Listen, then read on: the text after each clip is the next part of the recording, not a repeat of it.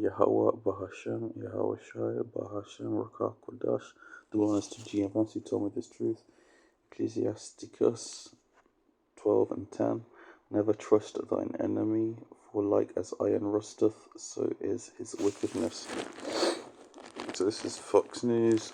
Forget COVID. The CDC now warns this virus is highly contagious. So winter months brought a surge of respiratory illnesses across the country as flu, cold, and 19 cases further trended down.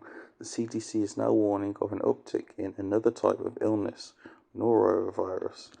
Public health officials have noted an increase in norovirus cases, the highly contagious stomach flu. The number of infections this year outpaced the last few years, but decreased from 19. So the stomach flu isn't the same as the flu caused by influenza, which is categorized mostly as by fever, fatigue, and respiratory symptoms.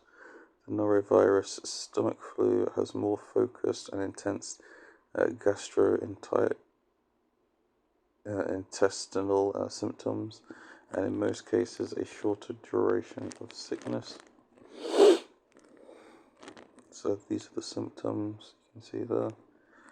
So while outbreaks can happen anytime and anywhere, they occur most often during the colder months and in crowded environments like hospitals, nursing homes, child care centres, schools, and cruise ships. For the overwhelmingly majority, the illness is usually self-limited, resolving on its own without medical intervention.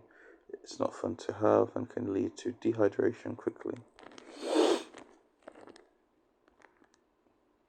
So foods that are commonly involved in the outbreaks include leafy greens, lettuce, fresh fruit, and shellfish. The highly contagious virus typically spreads from unwashed hands, handling food, or surfaces food is placed upon. So noro can remain viable on surfaces and still infect people for days if not cleaned appropriately. Aggressive hand washing and keeping surfaces unsoiled are key to helping reduce the spread of this pesky virus. So this sounds similar to what we've experienced before. So there is some short-term protective immunity following the stomach flu. However, there are over 24 strains of noro known to infect humans, all with many variants, so protection from one does not necessarily protect from another. So they're kind of going through the steps on how to prevent it, which looks pretty familiar.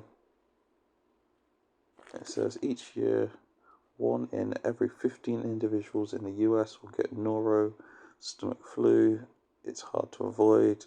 If you don't get sick, make sure to stay in touch with your doctor and drink plenty of fluids to decrease the risk of dehydration and the consequences of fluid depletion.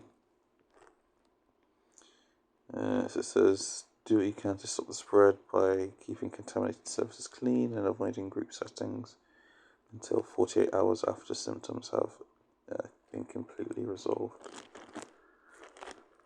Shalom.